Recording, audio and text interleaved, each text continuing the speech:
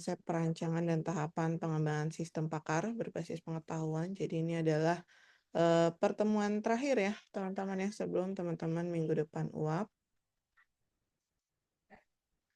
Jadi untuk SBP ini adalah sistem komputer ya yang dirancang untuk menyimpan dan memproses pengetahuan manusia khususnya pada pengetahuan dari seorang pakar biar bisa digunakan lagi untuk menyelesaikan permasalahan yang kompleks. Nah, di materi ini kita kan memahami bagaimana sistem pakar ini dirancang, kemudian bagaimana proses akuisisi pengetahuan yang dilakukan, juga bagaimana sistem tersebut dikembangkan dan diintegrasikan ke dalam sistem pendukung sistem pakarnya gitu. Nah, ini adalah aktivitas perancangan ya, teman-teman ya. Jadi di sini ada 3 aktivitas yang harus dilakukan dalam pembangunan sistem pakar.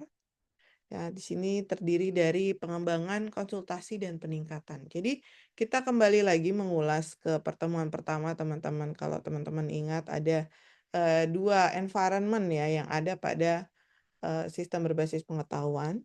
Ya, jadi masing-masing environment tersebut akan kita bangun ya menjadi aktivitas-aktivitas yang dilakukan pada sistem pendukung sistem berbasis pengetahuannya.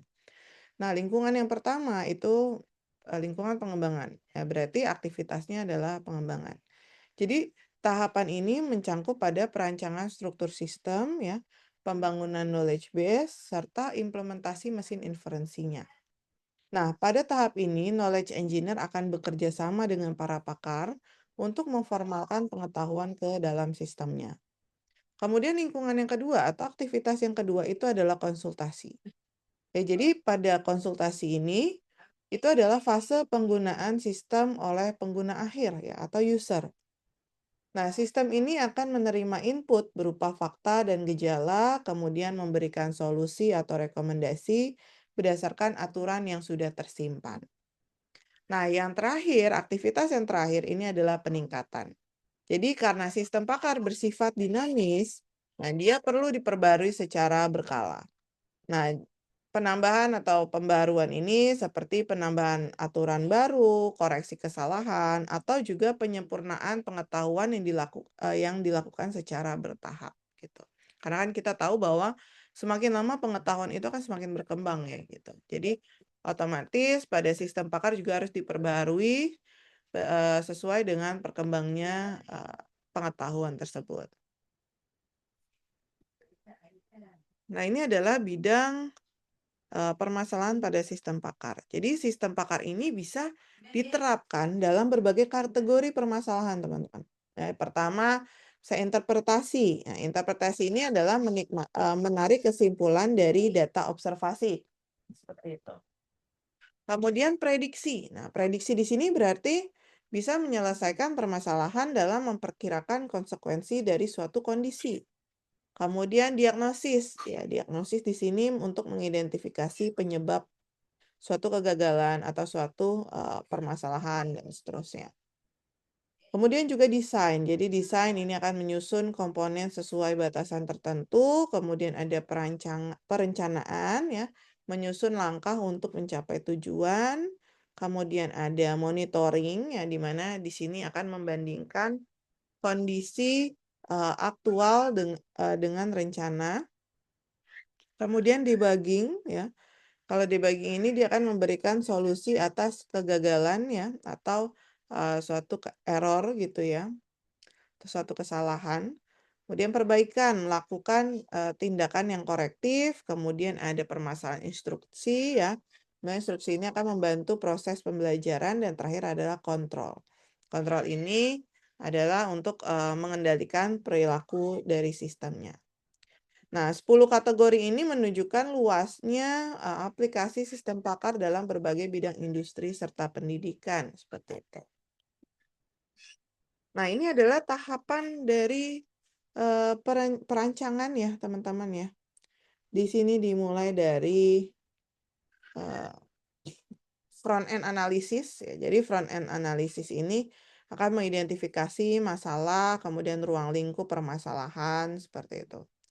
Kemudian task analisis. Nah, task analisis ini lebih kepada analisis kebutuhan sistemnya gitu. Dia tugas-tugasnya ya yang dibutuhkan, perilakunya seperti apa. Nah, kemudian prototype development ya, fase ketiga prototype development. Di sini adalah kita akan membuat prototipenya ya, membuat case studies-nya, kemudian kita mengembangkan sistem secara dalam bentuk yang skala kecil ya gitu untuk bisa membuktikan konsep yang sudah kita rancang gitu. Fase keempat di sini adalah sistem development ya. Kalau sistem development berarti prototipe-nya sudah kita bangun secara penuh ya. Jadi kita menambahkan pengetahuan yang merancang struktur knowledge base-nya, merancang sistem inferensinya, mesin inferensinya ya. Kemudian kita juga akan merancang UI-nya seperti itu. Nah, fase kelima itu adalah field testing. Field testing di sini kita akan melakukan pengujian kepada user yang akan kita targetkan gitu. Nah, kalau misalnya kita dapat feedback ya berarti nanti kita akan melakukan revisi sesuai dengan kebutuhan dari usernya. Fase keenam adalah implementasi. Ya, implementasi ini berarti kita mulai instalasi ya, instalasi hardware, software di lapangan, kemudian kita melakukan pelatihan kepada usernya. Kemudian yang terakhir adalah fase maintenance atau pemeliharaan ya. Kita akan melakukan update sistem dan juga kita akan melakukan dokumentasi ya dan bagaimana cara-cara untuk melakukan update sistem, perbaikan dan segala macamnya. Seperti itu. Sini adalah membangun sel sistem pakar ya yang spesifik. Jadi sel sistem pakar ini adalah kerangka dasar sistem yang telah memiliki inference engine tetapi belum punya knowledge base spesifiknya. Nah, shell ini memungkinkan pengembangan hanya perlu mengisi basis pengetahuannya aja sesuai dengan domain tertentu tanpa harus membangun mesin inferensinya dari awal. Nah, keuntungan penggunaan shell ini adalah efisiensi waktu dan standarisasi dari struktur sistemnya. Ya, jadi ya yang consultation environment dan development environment ini sudah tersedia gitu ya teman-teman. Ya nanti akan kita isi hanya knowledge base-nya saja, ini facts and rules-nya gitu.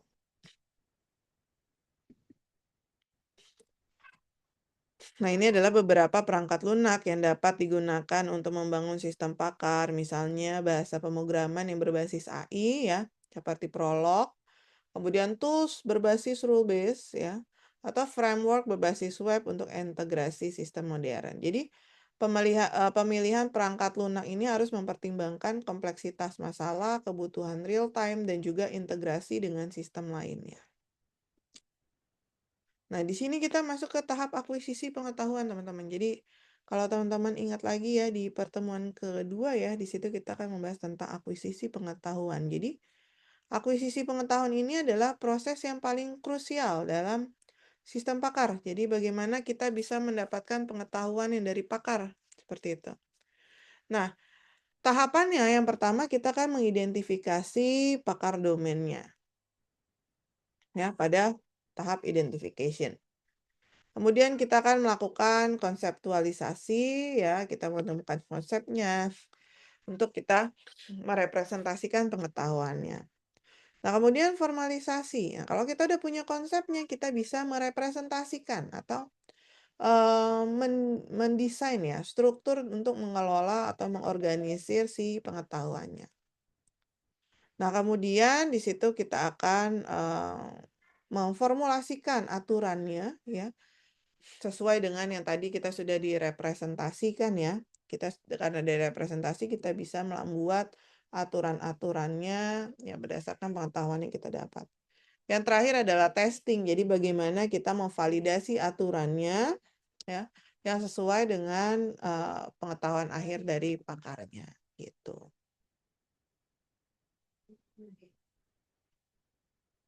Nah, di sini adalah proses pengembangan sistem pakar ya. Jadi teman-teman di sini ada 11 step ya. Jadi proses pengembangan sistem pakar. Secara umum sih sebenarnya untuk proses pengembangan sistem ini sama ya. Kita punya penentuan permasalahan, kemudian kita ada analisis kebutuhan, prototyping, evaluasi, implementasi, dan rilis gitu ya. Nah, di sini juga tidak terlalu jauh. Step pertama adalah kita melakukan penentuan permasalahan. Jadi permasalahan apa yang akan kita selesaikan dengan menggunakan sistem pakarnya. Nah, kemudian kita akan menentukan pakarnya siapa aja ya. Jadi perbedaannya dengan pengembangan sistem lainnya ada kalau di sistem pakar kita harus menemukan pakarnya. Nah, jadi dari permasalahan tadi, kira-kira misalnya kita tentang stunting. Nah, kita harus milih nih untuk siapa pakarnya. Misal pakarnya ahli gizi, kemudian ada pakar dokter anak, bisa seperti itu dan lain-lain. Nah, kemudian kita ke step 3 yaitu conceptual planning. Jadi kita kan mengkonsep atau menganalisis kebutuhan, kemudian sistemnya akan seperti apa, UI-nya seperti apa, dan sebagainya. Selanjutnya, step 4 kita akan menentukan software dan hardware-nya yang akan kita gunakan. Step kelima, kita akan melakukan akuisisi pengetahuan. Nah, ini yang spesialnya lagi dari sistem pakar ya, ada akuisisi pengetahuan gitu. Nah, setelah pengetahuan ini kita akuisisi, kita akan membuat prototyping expert systemnya. Nah, biasanya dalam pembangunan sistem pakar, di sini kita menggunakan pendekatan rapid prototyping, yaitu membangun versi awal sistem, menguji, memperbaiki, dan mengembangkan kembali secara iteratif. Ya, jadi pengembangan rapid prototyping ini memungkinkan sistem cepat diuji oleh pengguna dan diperbaiki berdasarkan umpan baliknya atau feedbacknya.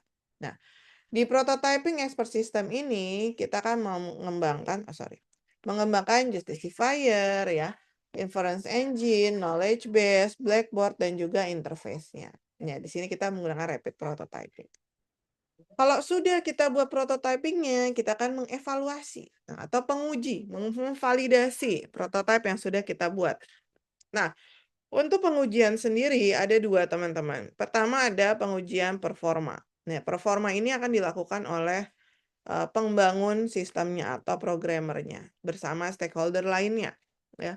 Apakah menguji rules-nya sudah benar? Apakah masih ada error? Apakah masih ada debug-nya?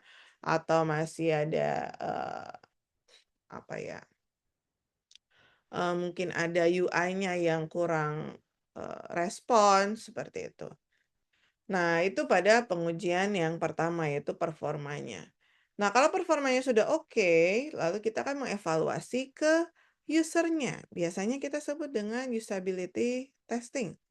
Atau di sini adalah acceptance testing untuk user. Nah, di sini user akan diminta untuk mencoba aplikasi kita dan memberikan feedback apa saja yang harus direvisi, apa saja yang sudah baik, dan seterusnya. Nah, kalau sudah diuji, sudah melakukan revisi segala macam, kita akan ke step 9, yaitu kita akan menggunakan secara paralel dengan sistem yang sudah ada. 10, kita akan mengembangkan dokumentasi dan maintenance plan-nya, ya, pemeliharaannya seperti apa, bagaimana kalau misalnya akan ada update pengetahuannya, bagaimana kalau ada update sistemnya, ada teknologi baru seperti apa, dan sebagainya. Terakhir adalah sistem rilis ya. Jadi kalau aplikasinya sudah diuji, sudah mengembangkan dokumentasi, sudah direvisi, nah itu bisa kita rilis secara full scale atau secara luas seperti itu.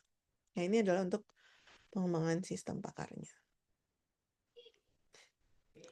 Ini adalah contoh sistem pakar ya. Ini adalah interactive financial planning ya, yaitu sistem pakar untuk membantu perancangan keuangan. Jadi kalau dilihat di sini dari diagramnya, sistem ini bisa menganalisis kondisi keuangan pengguna, memberikan rekomendasi investasi, dan juga menyusun strategi pengelolaan dana berdasarkan aturan yang ditanamkan.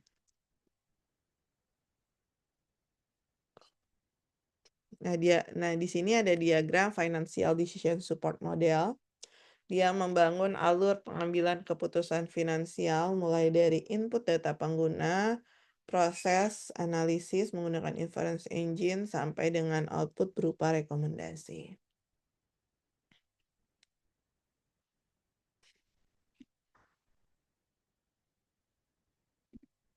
Nah, di sini kita ada integrasi dengan perangkat lain ya. Jadi sistem pakar di sini bisa diintegrasikan dengan eh, ada rule base ya, ada database ya, seperti sistem informasi manajemen, database perusahaan ya, ataupun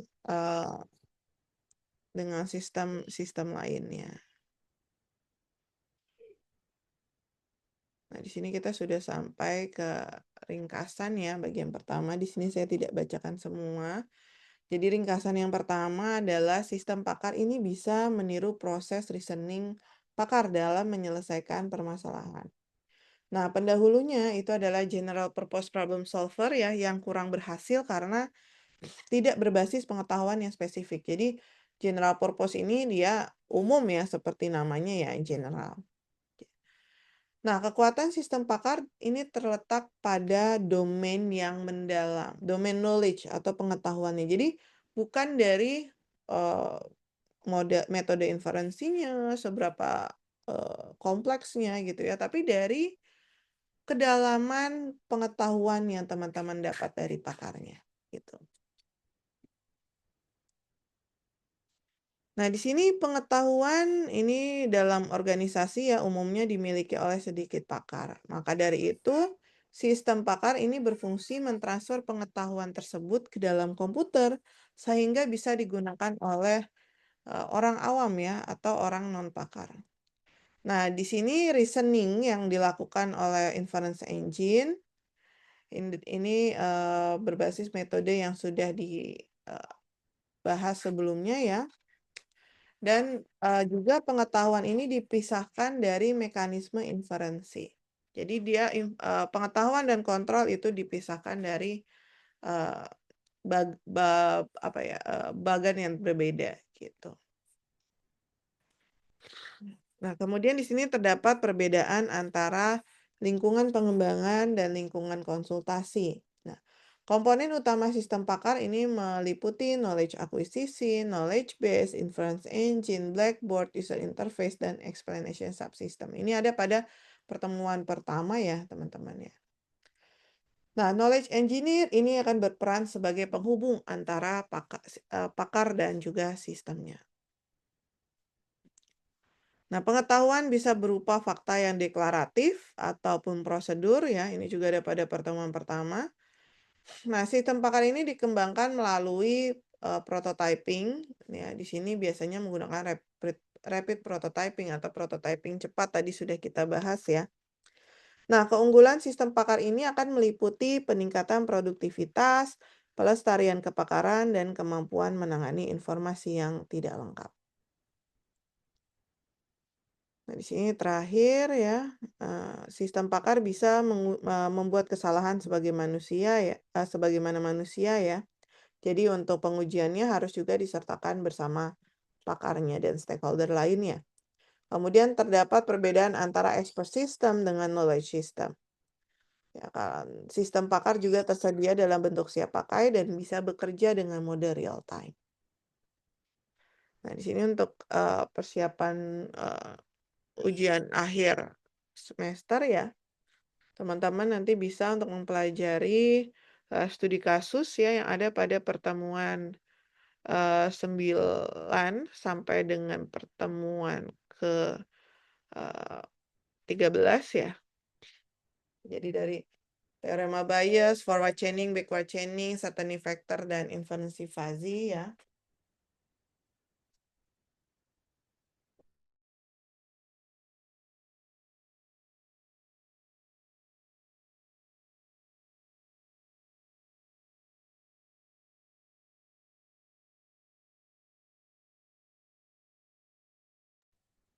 Oke, jadi teman-teman nanti bisa di catatannya untuk menambahkan latihan-latihan ya yang ada pada PPT ya.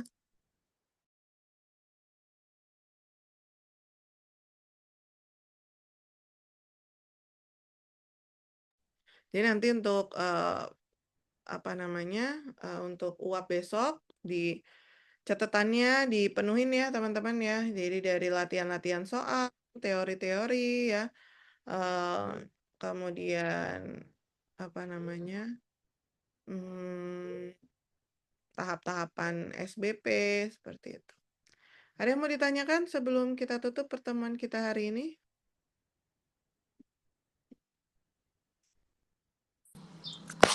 Ibu ada berapa soal, Bu, kira-kira? Oh, saya juga kurang tahu kalau berapa soalnya ya. Oke, Bu. Biasanya sih kemungkinan paling banyak sih 5 ya. Cuma saya juga nggak tahu nih bentuknya seperti apa. Apakah bisa 4, bisa 5, seperti itu. Kalau misalnya kayak reguler sore, itu kemarin dia hanya 1, misalnya tentang teorema Bayes ya. Tapi di situ ada 4 sampai 5 nomor itu yang ada misalnya suruh mencari peluang apa, membuat diagramnya dan seperti itu. Jadi ada kemungkinan tiap soal bisa berbeda-beda topiknya, ada kemungkinan 4 soal itu dengan topik yang sama tapi permintaan perhitungannya yang berbeda seperti itu.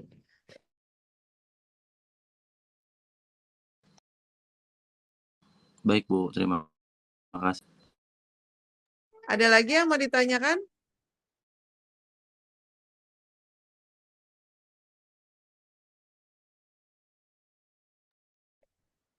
Baik, kalau tidak ada saya Sama purely dari pertemuan 9 sampai 13 berarti ya, Bu ya?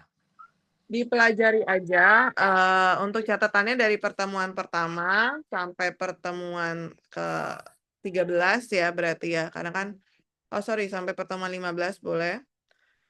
Tapi kalau perhitungan catatannya dipenuhin ya untuk apa namanya contoh-contoh soalnya. Yang untuk perhitungan itu ada di pertemuan ke-3 ya, yang index rule, kemudian ada yang forward chaining sampai dengan inferensi fuzzy. Gitu. Soalnya saya juga belum dapat info sih dari koordinator ya. Katanya nanti ditunggu aja pokoknya pertemuan pertama sampai pertemuan terakhir gitu aja. Gitu teman-teman. Jadi dipelajari, catatannya ditebelin ya. Gitu. Ada lagi yang mau ditanyakan? Izin Bu, Ya. mungkin ada eh, contoh soal dari tahun-tahun lalu mungkin.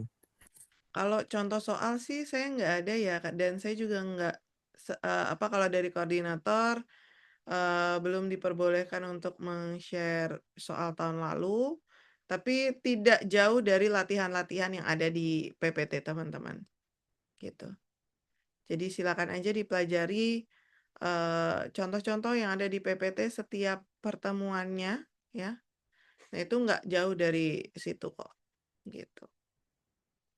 Malah biasanya kadang ada yang soalnya sama cuma beda angka atau beda kasus, nah seperti itu. Oke, siap Ibu. Terima kasih. Oke, sama-sama. Ada lagi yang mau ditanyakan? Bagi yang tidak bisa hadir pada hari esok ya, segera menghubungi saya, lampirkan kartu ujian. Nanti teman-teman cek secara berkala ke TU kapan pendaftarannya. Biasanya sih kalau besok ujian ya langsung udah ada kapan susulannya gitu. Jadi silakan aktif bertanya ke TU ya untuk penjadwalan susulannya gitu. Bagi yang tidak bisa hadir langsung ke saya WA untuk mengirimkan kartu ujiannya, biar saya tanda tangan biar teman-teman bisa daftar. Jangan sampai terlewat lagi ya teman-teman ya. Kalau misalnya sudah susulannya jangan sampai terlewat gitu. Apalagi kalau susulannya online. Kalau susulannya online biasanya kita tidak dosen tidak bisa memberikan ujian lagi. Tapi kalau misalnya susulannya offline, ternyata tanggalnya teman-teman tidak bisa hadir juga. Nah, itu bisa diberikan ke saya dengan lampiran bukti kenapa tidak bisa hadir. Gitu. Oke, ada lagi yang mau ditanyakan?